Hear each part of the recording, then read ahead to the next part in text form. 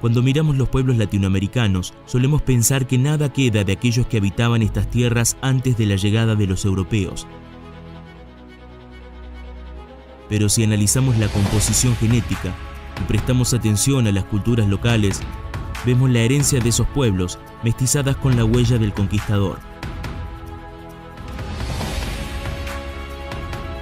Los invitamos a recorrer un camino hacia atrás en la historia para descubrir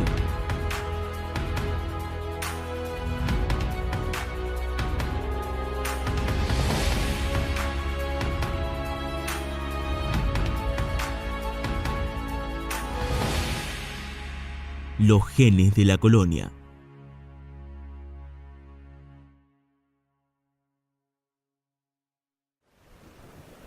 Hay un enclave en el Río de la Plata que permanece impoluto a través de los siglos, donde pueden rastrearse los orígenes de la cultura sudamericana.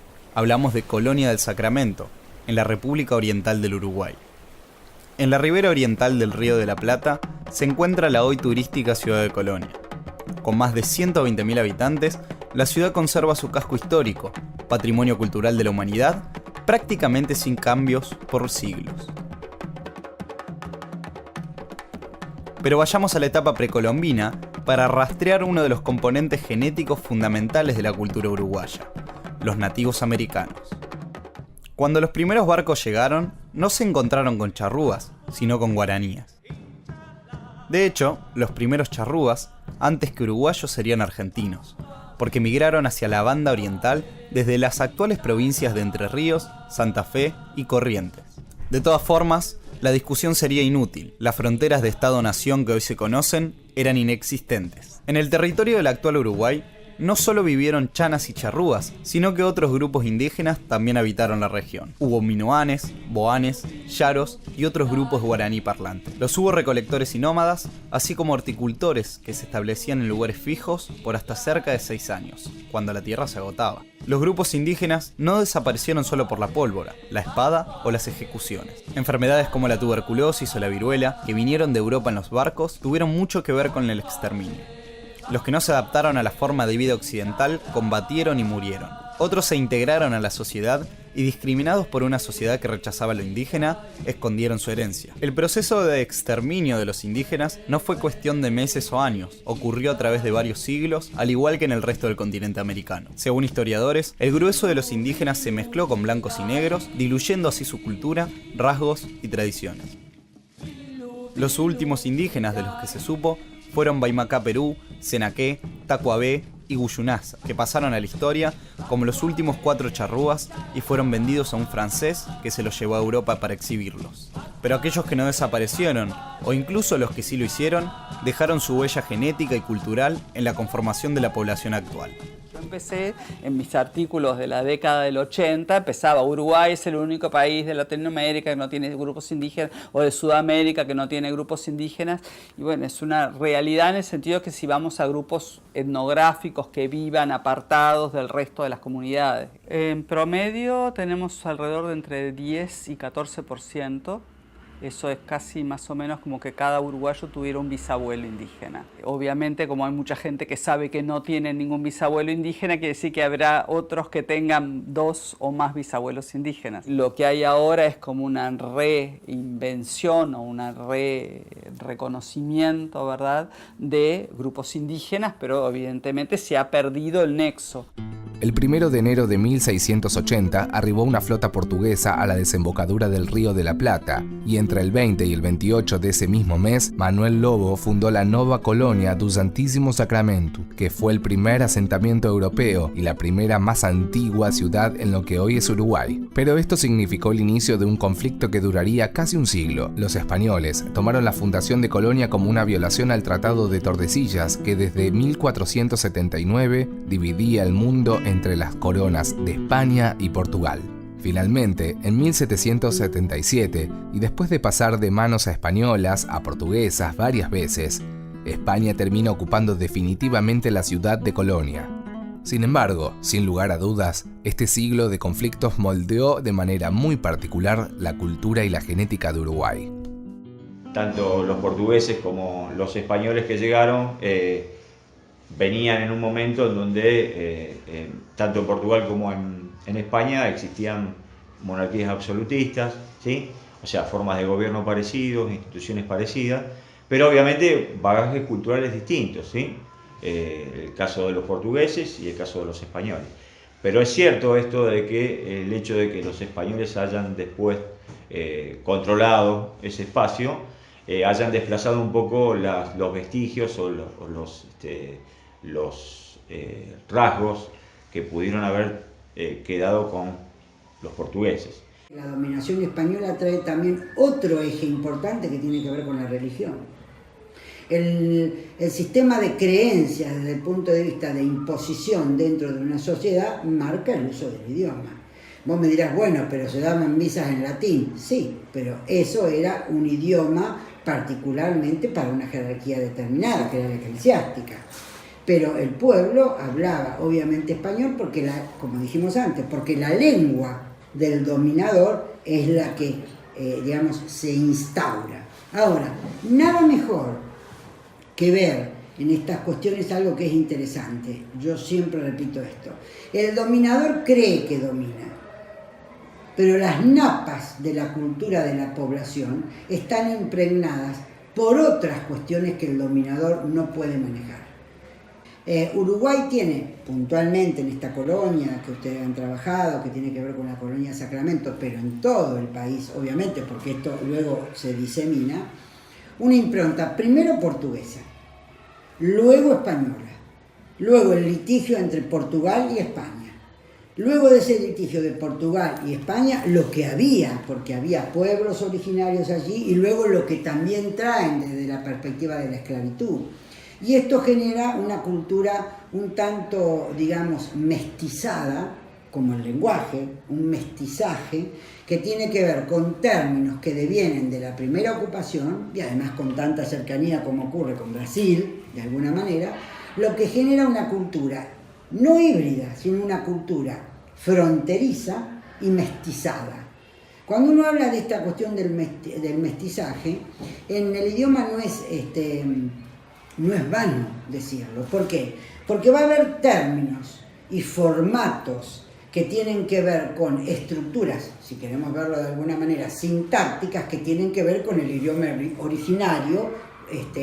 Cuando hablo originario desde el punto de vista de la conquista, originario de la conquista que asentó lo que iba a ser luego esa población. Entonces, hay una gran impronta portuguesa, hay una gran impronta española, hay una gran terminología que tiene que ver con pueblos originarios y hábitos y costumbres que tienen que ver también con el ensamblado de una cultura negra que tiene que ver sobre todo en los uruguayos con el tema de la música.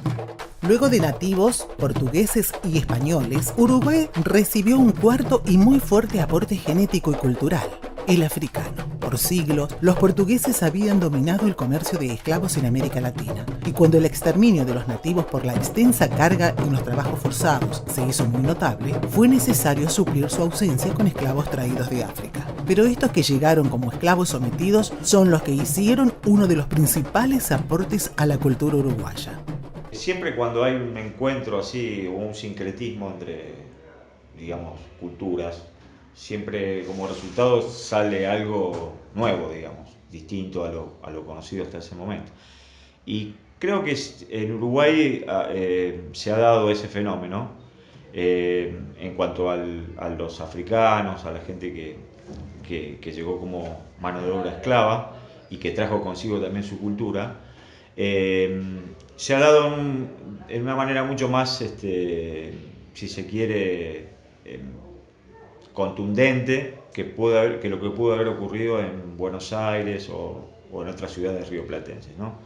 Y creo que fue también producto de que esa cultura negra o esa cultura africana tuvo mayor peso en cuanto a esa construcción de intercambio cultural que se fue dando entre españoles, criollos, negros, nativos, ¿sí? Y como resultado de eso surge por ahí una cultura que está muy atada a la negritud, o a la cultura africana, sobre todo en lo que tiene que ver con la música uruguaya, ¿sí? La murga, el candombe, eso está en cuanto a los instrumentos que se utilizan, en cuanto a la manera de bailarlo, la manera de ejecutarlo, tiene mucho que ver con la cultura negra. Por ahí uno lo nota cuando ve los carnavales y compara el carnaval de Uruguay con los carnavales que se desarrollan acá en Rosario o en Buenos Aires, que están, a los que se desarrollan acá me refiero, están mucho más espejados al modelo del carnaval de Brasil, que es otra cosa. El carnaval en Uruguay, la murga, el candombe, le han dado una impronta particular que lo hace distintivo al resto, ¿sí? Con el devenir de los siglos, estos 4 componentes fundamentales fueron mestizándose genéticamente y culturalmente. Aquí vemos un ejemplo de las denominadas pinturas de castas, que intentaban retratar esas fusiones. Esta cuestión, digamos, interesante que tiene Uruguay, que es tan chico, pero tan grande, desde la perspectiva justamente de que está muy cercano a Brasil, no solo por posición geográfica, sino por cuestión idiomática. En algunos lugares de Uruguay, cruzar la calle implica estar en el otro país. Y esa noción fronteriza, digamos, de la cultura genera esta fuerte relación con el mestizaje. Y creo que el idioma, el lenguaje, tiene que ver con eso, con el acopio. Acopio el término, lo traslado y lo retransformo.